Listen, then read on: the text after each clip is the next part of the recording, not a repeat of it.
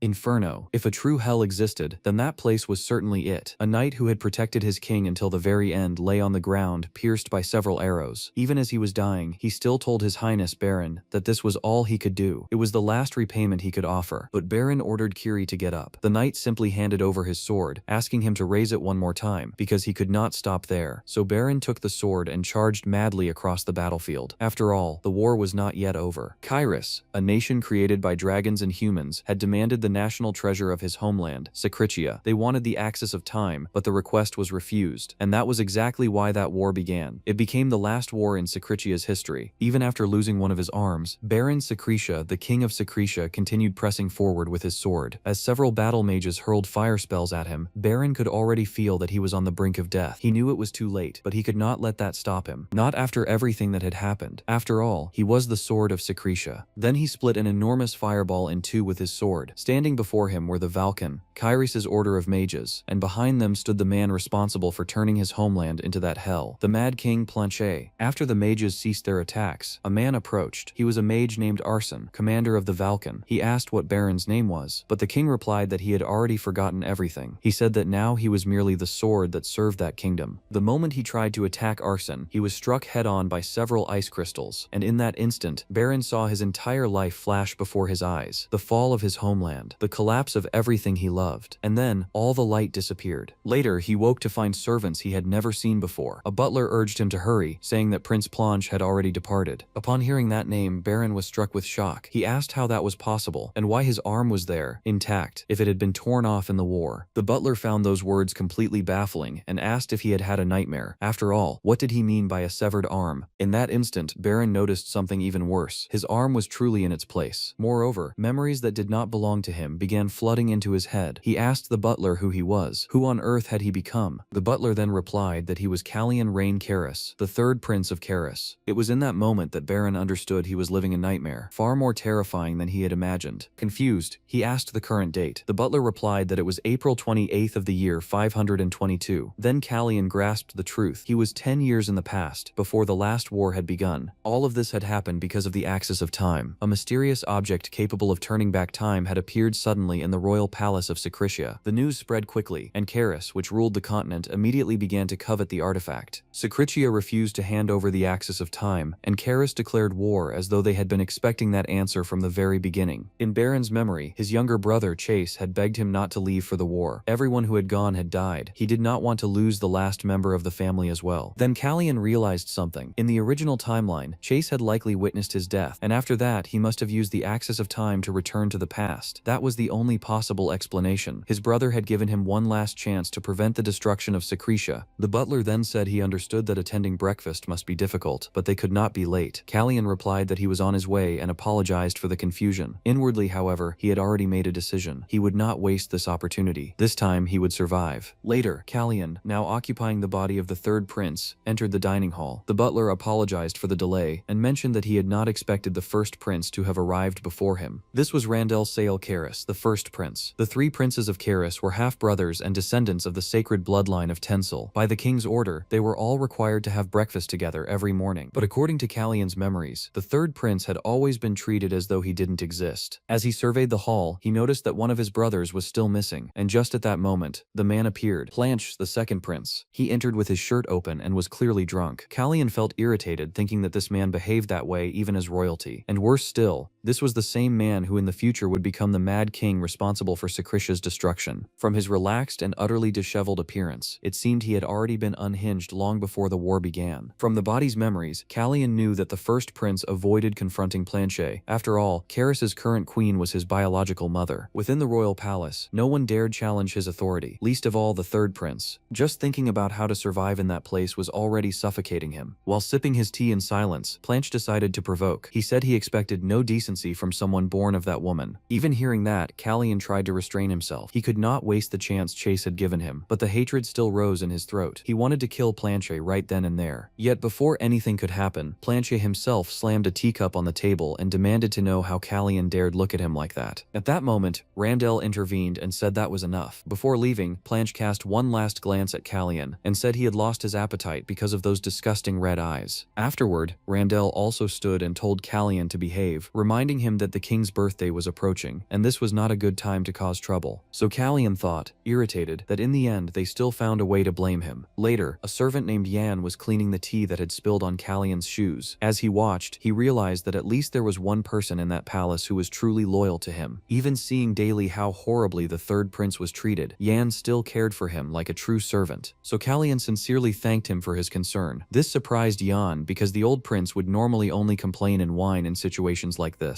But now he was smiling. Upon receiving the memories of this body, Kallian also learned about his lineage. He was a descendant of dragons. The first queen of Kairos had hair as black as night and eyes as red as sacred flames, and Kallian was the only descendant to have inherited those traits. The problem was that his powers were considered a complete failure. Because of this, he always tried to hide his red eyes, and the main person responsible for that obsessive behavior was none other than Planche. Even so, Kallian found it ridiculous. It was strange to feel as though he were watching someone else's memories, yet at the same time that body was now his. Then Yan commented that he seemed odd that day, and jokingly asked if the prince had read too many stories before bed. Kallian replied that it was nothing, and that he was fine. Despite being a descendant of the Kairos royal family, he was still the son of a peasant concubine. The old Kallian had lived in fear of everything, and had no one by his side except Yan. He was weak, insecure, and incapable of protecting himself. Then an important memory surfaced in Baron's mind. The true Kallian died before even the coming-of-age ceremony. When he asked Yan for more details, he learned that only 4 months remained until the prince turned 15. According to the official story, Kallian had attempted to poison the queen, failed, and then hanged himself out of fear of punishment, and that was how the people came to know of it all. Upon hearing this, he walked to the bedroom window while Yan watched with concern. Calculating the dates, he realized there were about 2 months left before the true prince's death. Since he still had no idea what had happened to Baron Secretia's original body, he could not simply sit around waiting for death to come. But rather than doing something drastic, he simply asked Yan for a pair of scissors and cut the fringe that hid his red eyes. Yan was startled and asked what he was doing. He said that Planche would hate it. But Kallian replied that he could not keep living like a fool just because that man hated him. He no longer cared about that. This time, he was going to take control of his own life. And as expected, the moment Planche saw Kallian like that for the first time, he immediately called him an idiot. Then he sat at the table remarking that those eyes looked like tomatoes. But Kallian calmly replied that he had a name. His name was Kallian. Planche gave a mocking smile and said of course, he should address him by name, but in the very next instant, he picked up a knife and hurled it, not toward Kallian, but toward Yan. Before the knife could reach the servant, Kallian himself caught the blade mid-air. His hand was cut immediately and began to bleed. Then Planche feigned surprise and commented that his hand had slipped. He then asked, with heavy irony, whether Kallian was hurt. Even while bleeding, the third prince simply placed the knife back beside Planche's plate and replied that he was fine, especially considering that supposed accident. Later, Yan was bandaging his hand while insisting they should call a physician, but Kallian said it was just a small cut. Then he asked why Yan hadn't dodged the knife, since it was obvious the attack was meant for him. Yan replied that if he had dodged, Planche would likely have used that as an excuse to hurt the prince even more. Upon hearing that, Kallian thanked him sincerely. He then mentioned that the moment he cut his hand, he felt his heart race in a strange way. So he said he was going to wash his face and told Yan not to let anyone in. He also forbade calling a physician. Alone, Kallian began to think about what had happened earlier. The instant he tried to use aura to defend himself from Planche's attack, he felt a tremendous pain in his chest. So he decided to reproduce that situation to understand the state of this body. When he concentrated his aura, he noticed something unexpected. Near his heart, there were 3 mana circles. It was then that he understood the truth. All this time, Kallian had not been a knight of aura. He was a mage. 3 days later, Yan remarked that the wound on his hand had barely improved and insisted once again that they call a physician. But Kallian was more interested in something else. The royal tailor, Seton Slake, had arrived. The moment the tailor saw the prince, he was visibly surprised by his appearance and immediately apologized for his reaction. But Kallian was already tired of that. Since cutting his hair, everyone had reacted the same way. The old Kallian, who had suffered his entire life for resembling a mother he never got to know, had come to despise his own red eyes, so much so that he had removed all the mirrors from his room. So he simply told the tailor that it was fine. He said he already knew he resembled Freya, and told him to just do his job. The tailor quickly replied that he would begin taking measurements. While doing so, he commented worriedly that the prince needed to eat more because he was far too thin. When Kallian looked at his own reflection in the mirror, he realized he truly did look weak. The royal family of Kairos was known as descendants of dragons, but the truth was even more complex. They were descended from 2 of the 8 heroes who had sealed the evil god, Rashara and Sisphania. It was Sisphania who gave rise to Karius's royal bloodline, passing on the power of healing and the magical talent known as the Blessing of Sisphania. Because of this, Kallian's wound should have fully healed a long time ago, but it had not. And worse still, every time he used mana, he felt an intense pain in his heart. That was extremely extremely dangerous. In that state, he might not be able to use either aura or magic, and if it continued, he could die at any moment. While he was thinking about this, the tailor showed him some new clothes, saying they would be perfect for the king's birthday. Then Callion remembered something important. The great mage Ellen Manaseal would also be present. He needed to meet that man. Ellen was considered an idol among mages, and one of the few 7th Circle users on the entire continent. In the past, he had been invited to attend the king's birthday celebration and visit Kairos, but because of a certain incident, he had ended up being turned away at the kingdom's gates. The story had spread even as far as Secretia, and 10 years later, Ellen reached the 8th Circle, becoming the only mage at that level on the entire continent. And Callion knew very well that no one understood mana better than him. If anyone could resolve the problem with his body, it was Ellen Manaseal. The problem was that he did not know what incident had driven the mage away from Kairos, but one thing was obvious: that kingdom did not treat mages with respect. Watching the knights training from the window, Callion also noticed something else. The enormous military power of Kairos existed because of the influence of Planche's maternal family, the Breezen family. That was why he needed the support of mages. Even if just a little, he needed enough power to protect himself from the Breezens. And if he could bring Ellen to his side, perhaps he would be able to prevent the war that Planche would start in the future. But before any of that, he needed to resolve a far more immediate problem. The tailor and the servants were choosing absolutely terrible clothes for him to wear. So Callion sighed and asked, for the love of everything, that they stop putting ribbons and ruffles on his clothes. Later, while drinking tea alone, he realized he was already starting to grow accustomed to this new life. His hand was finally almost healed, and Planche had continued ignoring his existence, which honestly was wonderful. Then Jan appeared to inform him that he had riding lessons that morning, and that evening, he was expected to dine with the Queen and Viscount Brisson, probably to discuss preparations for the king's birthday. And Callion thought, with some irritation, that one way or another, he still had to deal with those bothersome people. So he returned to his stamina and endurance training, something that left Jan a little worried. But in the prince's mind, it was nothing out of the ordinary, just a walk around the lake, so he told them not to worry so much. After all, what could possibly go wrong? Only later, while running, Callion was already nearly dying of exhaustion. Marilyn, who was accompanying him, asked if he was alright. She was his attendant and also the second daughter of the defense commander. According to her, on the first day he had managed 4.5 laps around the lake, on the second, only 4. And now, on the third day, he was still on the third lap and already looked completely spent. This made Callion uneasy. He began to wonder if he was really training correctly, because his energy seemed to be diminishing each time. Something was clearly wrong. Marilyn then asked why he didn't simply call a healer, if it was that difficult. But Callion replied that everything was fine. In truth, he could not let anyone examine him, because a healer might discover the existence of his mana circles. Not even Jan knew he was a mage and not a knight. If he acted carelessly, his life could end up in danger. So he simply told Marilyn he was fine, and that he would improve with time. Meanwhile, the noise coming from the knight's training ground caught his attention. Callion stood watching the sword strikes, the soldiers running and training relentlessly, and honestly, it looked very appealing to him, because it reminded him greatly of the old days. Marilyn explained that this was the training ground of the Knights of Pabel. Callion replied that he knew, and that he was only looking because he found it interesting. But she asked if he truly understood what the Pabel army represented. So the prince replied, not quite understanding the reason for the question, that they were the royal knights. But Marilyn clarified that, to be more precise, this was the army of knights belonging to the Brisson family, responsible for keeping the king's power in check. But someone overheard the whole conversation and decided to step in. It was none other than Commander Pabel himself. The moment he appeared, he said that if they had no business there, they had better leave. According to him, the knights were unsettled by the prince's gaze and could not train properly. Marilyn immediately demanded that he show more respect. After all, this was the third prince. But Commander Pabel asked, almost mockingly, if this was indeed Prince Callion. He said he had thought it was just a filthy rat trying to watch the training in secret. Callion felt irritated, but the one who truly exploded was Marilyn. She nearly lunged at the commander and looked ready to start a fight right then and there. But Pabel asked why she was shouting so much, when the prince himself had said nothing. It was in that moment that he noticed Callion's red eyes. The commander recalled that the prince had always been known as a timid, weak, and quiet little mouse. But that gaze was completely different, and it left him unsettled. Then Callion stepped forward and asked what exactly his duty as commander was. Some soldiers also drew closer to see what was happening, and were surprised to realize it was Prince Callion. Even so, no one showed fear or respect. Pabel himself noticed this. No one in that place respected the third prince. Even so, he replied that they were in the middle of training and therefore could not speak at that moment. He added that both of them were probably too busy anyway, but Callion did not let it pass, and repeated the question, what was his duty? Then the commander answered that his duty was to strengthen the forces of the royal family and protect both the royal family and the kingdom. Callion said that was exactly right. Then he snapped a branch off a tree and declared that the commander had failed in both duties. Pabel asked what he was talking about, completely bewildered. So the prince explained that, from everything he had observed, this training did not strengthen the royal family in any way whatsoever. In fact, it was dreadful. In the blink of an eye, Callian vanished from where he stood, leaving only a trail behind. By the time the commander realized what had happened, the prince was already behind him, striking with the branch. Pavel felt an immediate chill, certain he would die if he didn't block the blow. With no other choice, he drew his sword to defend himself. But the most absurd thing of all was that the branch did not break, and moments later, Callian even managed to disarm the commander, remarking that he couldn't believe he had failed to anticipate such a simple movement. It was disappointing. Then the prince addressed the second failure. The commander claimed to protect the royal family and the kingdom, yet he had just insulted a member of the royal family and drawn a sword against him. Could that not be considered treason? In that instant, Commander Pavel was completely shaken. He began to wonder if this was truly the same Prince Callian he had known. With no other choice, he dropped to his knees, pressed his forehead to the ground, and desperately begged for forgiveness. He said he had not been thinking clearly, and implored for His Highness's pardon. The soldiers were completely stunned to witness that. As for Pavel, deep down, all he could think was that he had been humiliated by that wretched third prince, and he swore he would never forget it. Later, Yan was completely bewildered to see the prince return from endurance training, leading an enormous horse. Callian seemed extremely pleased as he stroked the black animal and announced that his name would be Raven. Yan, struggling to hold the reins, asked exactly where he had gotten this horse. Callian then explained that after everything settled between him and Commander Pavel, he had noticed a horse that no one could tame, not the commander, nor any other knight. The animal was fierce and wild in the extreme, so he had simply decided to bring the horse back with him. But Jan still asked whether that would truly cause no problems, because as far as he knew, that was not Prince Planche's horse. Callian replied that the soldier himself had said anyone could use that horse, so in his view, finders were keepers. Even so, he asked Marilyn to keep it quiet. But shortly afterward, he felt another sharp pain in his heart. It seemed he had pushed his body too hard again. Meanwhile, someone had been watching everything attentively. Every movement of Callian's, every shift in his behavior, and even the way he fought were all being analyzed. The mysterious messenger then returned to his true master and reported everything he had witnessed. After hearing the report, the man replied that even worms writhe when stepped on, but according to him, even if someone struggles, that doesn't change who they truly are. He then remarked that simply crushing that boy and killing him would be too dull. For now, it would be more interesting to simply observe. Later, during the dinner arranged with the princes, Callian felt a little uncomfortable having to face Planche again. He still wasn't used to the whole situation, but he noticed something strange. The prince seemed more dejected than irritating that evening. Perhaps it was because of the queen's and the viscount's delay. But before she even appeared, her presence could already be felt by the scent of flowers that filled the hall, and the moment he noticed it, Callian immediately recognized who was arriving. It was Celeste Brizin, the current queen of Caris. After the death of the previous queen, Celeste had used the power of the Brizin family to seize control of the royal knights. Most nobles supported her, and this caused the pitiful third prince Callian to become so insignificant that even a mere commander could treat him like garbage. That was why, in the eyes of many, he needed to be eliminated. The queen's attendant asked if they would really deal with Commander Pavel after what had happened. Celeste replied that they would, and said a suitable compensation would be arranged to resolve the matter, but she also made clear she did not wish to be troubled with such trivial affairs in the future. According to her, it wasn't worth wasting time on things so insignificant. She said this while looking directly at Callian. She then commented that he had grown considerably. Callian replied calmly that not by much, but that he would certainly grow a great deal more in the future. As he spoke, he kept his red eyes fixed on her. Then the Baron remarked that he had barely recognized the prince. Now, at last, he was showing his own face. He even said that he should have cut that hair sooner. This man was Renan Bresson, second son of Marcus Bresson. The queen was clearly displeased at the compliments directed at Callian, but she responded normally all the same. She then asked for the food to be served, saying she was hungry. Callian, taking in the whole scene, could only think that even the Viscount seemed slow-witted. Things in that palace truly were exactly as the rumor said. Shortly afterward, Celeste quietly approached her son. Concealing part of her face behind a fan, she asked about his horse. According to her, the animal no longer obeyed anyone. She then asked whether her son hadn't said he had completely lost control of that horse. The prince set down his cutlery and coldly replied that the horse had been useless from the start. After that, he simply rose and left the table. 3 weeks later, the annual celebration of the king's birthday took place, the most important event in the entire kingdom. Congratulatory delegations arrived from many places. The elves sent numerous luxurious gifts along with many other valuable items, and as expected, the princes were preparing extensively for the grand event. During the fitting, the tailor once again took Callian's measurements and asked if he was really eating properly. It was then that he noticed blood trickling from the prince's nose. Immediately, all the servants fell into a panic. Jan quickly ordered a cloth to be brought and for a physician to be called, but Callian replied that it was nothing serious and that he was fine. Even so, the tailor begged forgiveness for his boldness, but remarked that the the prince had lost a great deal of weight. According to him, 3 weeks ago, Kalyan had not been this thin. The prince replied that he had perhaps just been exercising too much lately. He said he had been pushing himself quite hard in recent days. But in truth, he knew the situation was worse than it appeared. His energy was deteriorating more and more, and the pain when using mana continued to worsen. There was likely some serious problem with his heart. The tailor then said he should not treat the matter so lightly, and asked if he had seen a physician recently. Kalyan replied that there was no reason to get an examination, just because of a simple nosebleed.